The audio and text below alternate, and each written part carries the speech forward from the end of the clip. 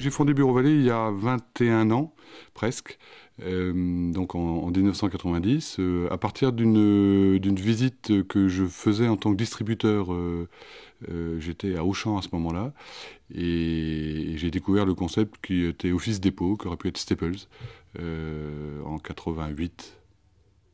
Et j'ai décidé de le lancer parce que le produit m'accrochait, parce que la méthode de vente me plaisait beaucoup, et de démarrer avec des moyens et des capitaux familiaux sur un premier magasin qui s'est ouvert à Maurepas dans les Yvelines. Bureau Vallée, c'est aujourd'hui 156 magasins qui sont très largement répartis sur la métropole, la France. 2 magasins en Espagne, 8 magasins dans les DOM, côté ouest, Antilles et Guyane, et depuis 2 ou 3 ans, côté réunionnais, et bientôt un peu plus loin, j'espère. Dans ces magasins, différents formats, de 1000 mètres à 80 mètres. Quand on fait la somme des magasins intégrés, plus de la centrale, c'est un peu plus de 150 personnes. Et c'est un chiffre d'affaires qui, à l'exercice à fin mars 2011, dépassera les 175 millions d'euros. Chaque année, depuis 10 ans, nous ouvrons un peu plus de magasins que l'année précédente. Nous avons ouvert 24 magasins en 2010.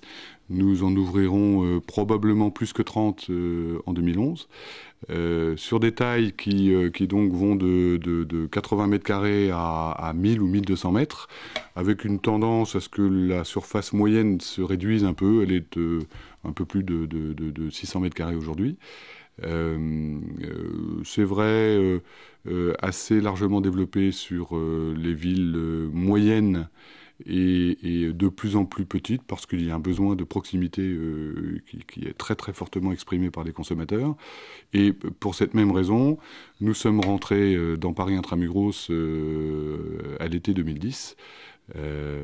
Nous avons un deuxième magasin sur ce qui est presque Paris, c'est Boulogne à côté, et nous aurons je ne sais combien de magasins sur Paris Intramuros, aussi bien que nous en avons un depuis 4 ans sur Lyon, dans le 6e arrondissement, et ainsi de suite. Nous serons de plus en plus en bas de l'immeuble où se trouvent nos clients. Nous sommes sur un cœur de cible très atypique, puisque nous ciblons en même temps les particuliers consommateurs de fournitures et de papeterie, la rentrée scolaire ou le bureau chez soi, aussi bien que les professionnels en petite structure, et qui sont extrêmement nombreux, très dispersés, qui représentent le fond du tissu économique français.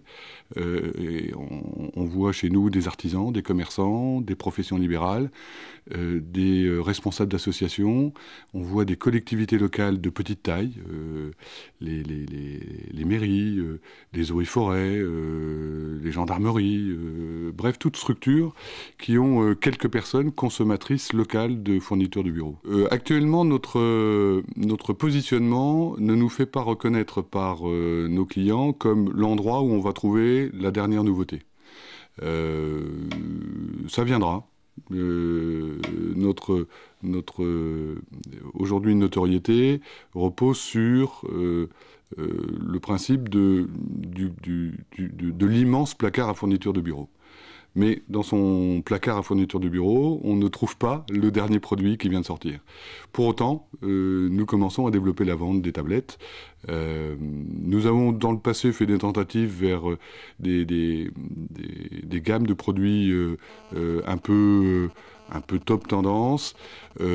Certains de nos magasins ont très très bien réussi, d'autres un peu moins, ce qui fait que dans un réseau qui est largement développé en franchise, nous devons trouver un équilibre qui permette que chacun trouve son résultat dans la communication que nous effectuons. Nous ne pouvons pas forcer un magasin à développer une gamme s'il n'a pas suffisamment de sensibilité avec le produit. Nous avons un site internet, nous avons d'ailleurs un projet qui va révolutionner beaucoup de nos méthodes de communication, mais j'ai dit communication, j'ai pas dit vente, pour que la structure, l'outil internet, ce qu'on appelle digital maintenant, permette d'apporter un service avant-vente mise en avant du produit, photos multiples, description technique, bref, un extraordinaire catalogue pour préparer ses achats, éventuellement réserver un produit et venir le chercher en magasin. Donc on est dans une logique de faciliter l'accès à nos magasins, à nos clients, professionnels parce qu'ils sont un peu plus à la recherche du temps, et particuliers aussi. 2 événements, l'un qui se tient en janvier et qui a plutôt que pour objectif les produits de papeterie et de fourniture, et l'autre qui est en juin prochain, et qui cible les produits technologiques, les consommables, tout l'équipement, mobilier de bureau compris par exemple. Ça rassemble la totalité de notre réseau, la presque totalité de nos fournisseurs. Ça se passe souvent, pour pas dire toujours, sur Paris ou l'approche banlieue, pour des raisons évidentes qui font que il est plus facile pour la France entière de se retrouver à Paris.